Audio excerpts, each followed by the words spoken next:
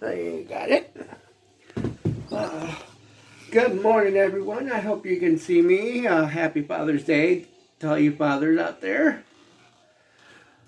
I didn't want to do the review of last night's LPW show, which could be the last for a while, possibly ever. We'll get to that, maybe. But there were some things that happened last night that made me rush to watch the show again. And things that embarrassed me. But first, and I want to be just, you guys know me. I always tell you, I don't always tell you, but you guys know I want to be real and authentic with all of you. That's the only way to be, so everyone can see that you're real and authentic, and I'm not going to sit here and bullshit to you and be someone I'm not. That's not how I was raised. That's not who God made me. And that's certainly how I don't want you guys all to see me. As a fake pony person. So let's start off the way. My Toledo crew all came down. It also happened to be Rick's birthday. Well, his birthday was a few days ago, but we all celebrated it. We went to Pizza Palace to eat. We had the buffet. Yeah. That's right. I made sure to eat good too. I didn't eat too much in the morning until we all went out to eat, really. We had a good time there, sitting, bull crapping each other. And then we get down to the show, and by the time we get down to the show, all my Michigan buddies were already there. So that was nice, and all stood in line and talking and waiting to get into the show and able to sit by everyone, so I didn't have to neglect either group. I like that. Show starts. Corey announced the first match, no DQ for the title. The Kenny Urban against Moonshine Sherman Walker. And of course, they went outside, and it was nice to go outside. And I tried to follow as much as I could. If you can watch the match, go right ahead. There was a few bits and pieces I missed here and there, but overall, you kind of get a feel of you get the whole aspect of the match. And I got some real good shots too. But here's where the problem began. Not everyone went outside. Some were sitting. And this person got all upset. She was sitting in there, and it's a falls count anywhere. And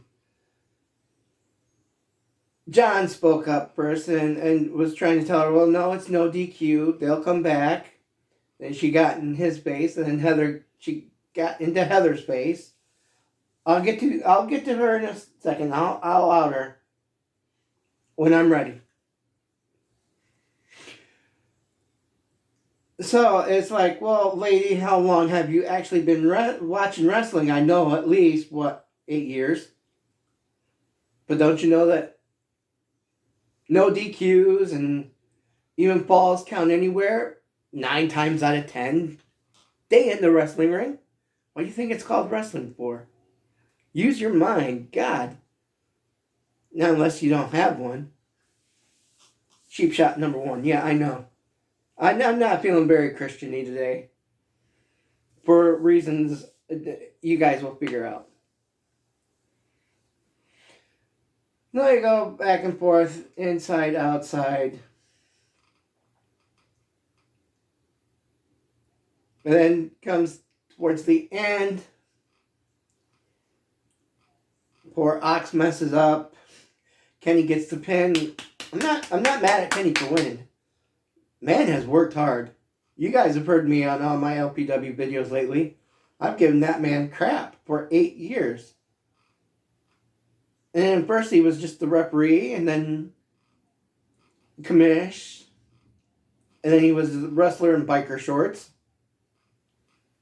and then West Side Connection, Kenny Urban, LPW tag champs, multiple times with Tim Horner and Schwartzy, and he's defended it with Crimson and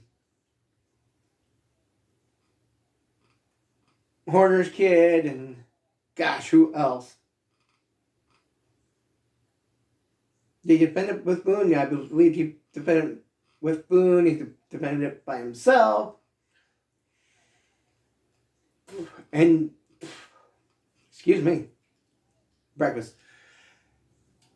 And he's worked hard. He's come a long way. I am now a fan. I'm now a fan of Kenny's. So to see him win the belt on what could possibly be the last show was good. I give it good. Did the show need to start out that way? No. But for, the rest of the show, I understand why. The second match. Well, after Kenny won, the return of Officer Murph came in to give Kenny a ticket, and I don't know who else got a ticket. He never gave me a ticket, so apparently he's getting my bribe money.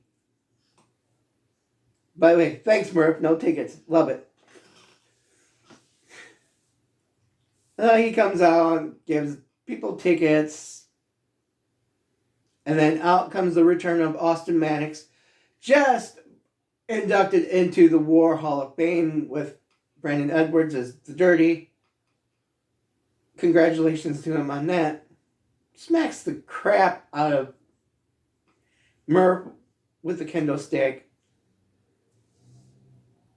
So I was thinking we were going to have Murph against him. I had wished that Sam Al-Jami was there because I really would have liked to have seen him against Austin, but that didn't happen. Instead, the wrestler formerly known as Karam came out. He's now going by the name of Zico. Zico. Rhymes with my dog, Miko. And it was a nice, stiff, big boy fight. Kind of back and forth. I wasn't too happy. I wasn't going to be happy either way who won, who lost. Because I like both guys' work. Always liked Karam since day one. I'll admit to that. I'll be nice. I'll admit to that. What the hell? But Austin Maddox ended up winning. Then we get to intermission. I got to interview promoter Johnny Bubba Atkins from Metro Pro Wrestling up in Michigan because he came down with my Michigan crew. I will call him my Michigan crew now. Or as my buddy Tim likes to call them, the Stooges. So, Stooges, you guys are fun to be with. Then we get back and apparently there's more brouhaha going on. Which we get Brian Castle in the next match against Ace Evans, which I got to see him last month at the Battle Royal, so I really didn't get to see his work because it was just so busy with everyone in there. And yeah, it was another meaty man match. Back and forth, and, well, the world's most likable wrestler, Brian Castle, ended up with the win. You can see for yourself. The whole show is right there for you. You're not going to miss anything. Don't listen to me just to get the results. Please don't. I just try to make them as entertaining so you guys can want to see the matches yourself. Then we get the big main event. Posse Pad, which sounds like feminine hygiene to me. Benjamin Boone and Tim Horner Jr. come out to defend the tag belts against Superman lover Chuck and a mystery partner. So he stalls, Chuck stalls and talks on the mic, which is he's known to do. And I'm like, I like it, Chuck, but come on, hurry up. Who's the mystery partner? It ends up being Ox. Really? Oh. So I go back and forth. Everyone's beating everybody up. Back and forth, here and there. No DQ. Chuck, of course, used chains because it's allowed in a no DQ match. And then they came to a spot where everyone was down in the ring, and Murph came back out for more tickets. Boone threw flower petals at him.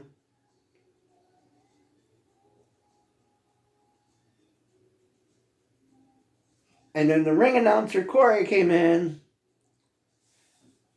gave Murph a corkscrew. People in the background. Then Brian Castle came out to hug Corey, and then he chased Murph out. And then what happened next? Man, it was such a busy match towards the end. And then after that, then I think, if I remember right, Sherman came in and started yelling at Ox, slapped him, and then they fought. So it was basically Boone and Horner against Chuck by himself, and then, surprise, the Great Akuma came. But the Great Akuma wasn't so great this night, and actually used his mist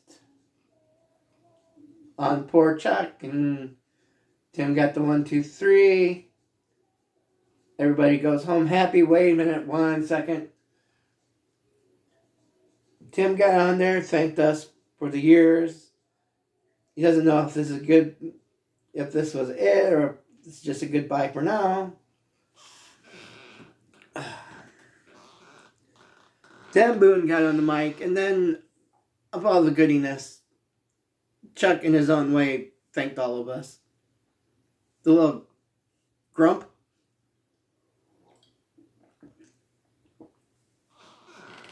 Now the show's over. Everyone's starting to leave.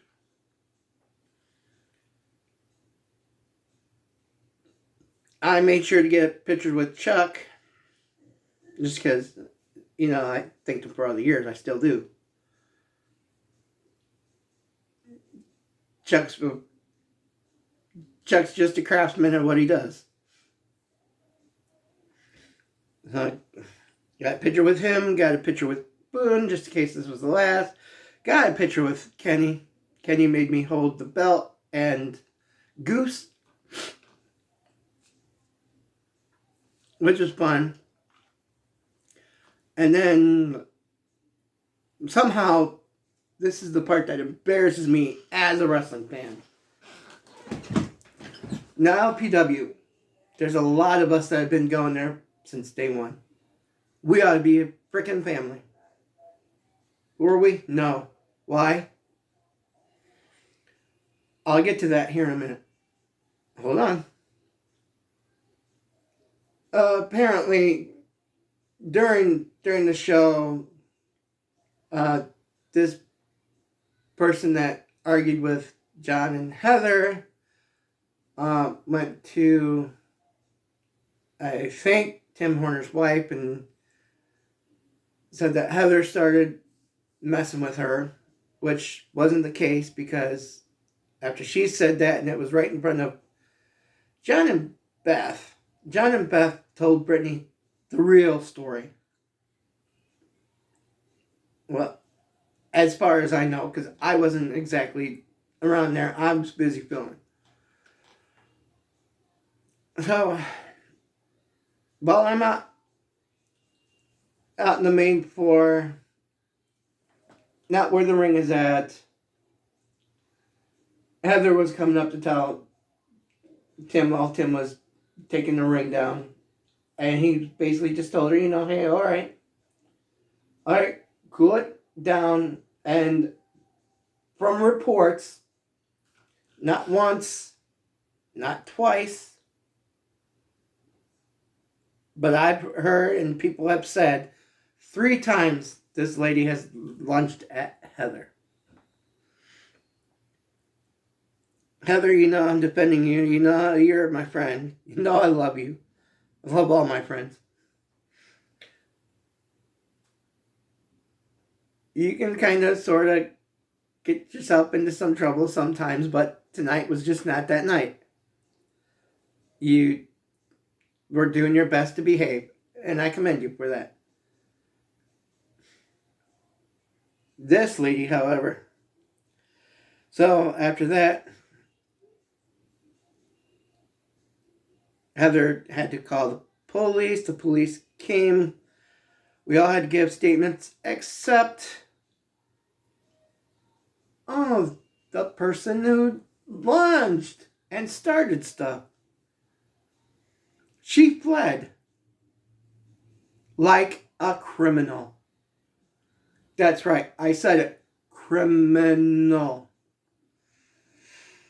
Now, as for the identity of this lady, I am speculating, like after, in the middle of the 2017-2018 season, I had said we gotta name the show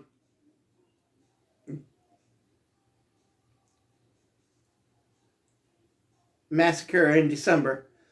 Well, this lady, this is my pure speculation, but sometimes when you add 2 and 2, it does equal up. My thinking is she called the building owner, who then called the mayor here, who then in turn called detectives to come here to look in my room for guns. So, needless to say, I was a little bit banned for a little bit. Wasn't happy with it. Definitely missed it because I love wrestling. So, yeah, Julie Young, I think we're all starting to see how you are. And especially number 2. You guys remember, baby, my buddy Orville. That situation came about, and we think it's the same person that complained. We still think it's Julie Young that complained. I don't know what your problem is, Julie, but every time we've come to a show, you always have a stick up your butt. You're always yelling at people. I don't know what your problem is. You're always giving me dirty looks. Don't matter what I do. Whether the wrestlers are, talking to me or whatever, you're always giving me a dirty look. You give dirty looks to everybody. You scowl at people. You bully people. As you can tell, there's 3 people now that you've been in trouble with. You've caused fights with. Caused them to miss shows. Caused them to stop going to shows. Getting them banned from the Strand. Is it really them? Or Miss Julie, is it you? What's wrong with you? Are you like the Scarecrow, if only I had a brain? Or do you like bullying people? Folks, if I remember right, last show she mentioned that she put her application in for nursing school. Would you want someone like that tending to your care, putting your IVs in, checking your blood pressure, heart rate, giving you your meds? Heck, I'd be afraid. And this is just pure speculation on me, Julie. You know, I'll take it there, but for some reason, you are able to get away with this stuff and other people aren't. What are you exactly doing? Are you buddy with people? Do you uh, don't want to go there? That's just pure speculation, just rumors. I'm not saying you caused any of this, right? It just seems just pure coincidence, right?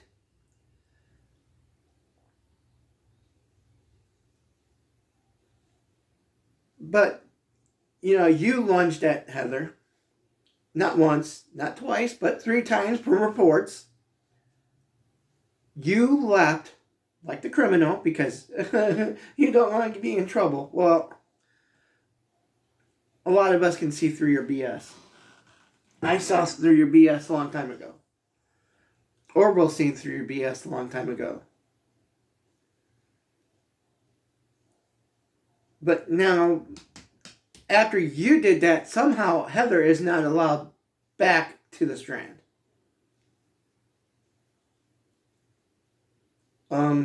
Excuse me? If people actually had brains, they would understand that the person that's lunging at people is the troublemaker itself. Yes, yes, yes. But does anything happen to Julie? No, no, no, no, no. Why should it? She's a darling little angel. Well, if there's more shows, please keep to yourself or stay at home because obviously you can't be around people. Alright, now I'm off my platform, people. Other than that, the show was good. I'm not going to detail anything that I might have heard after the show, but do you all remember the title of Star Wars Episode 4? A New Hope? Right. We do have a glimmer of hope, and we'll just have to wait to see if that happens from what someone told me. I'm not going to say names on this one. But if that happens, good. If not, good. Maybe wrestling will come back to Fremont some way or shape. Anyway, that's just my thoughts. Everyone, we'll see you later.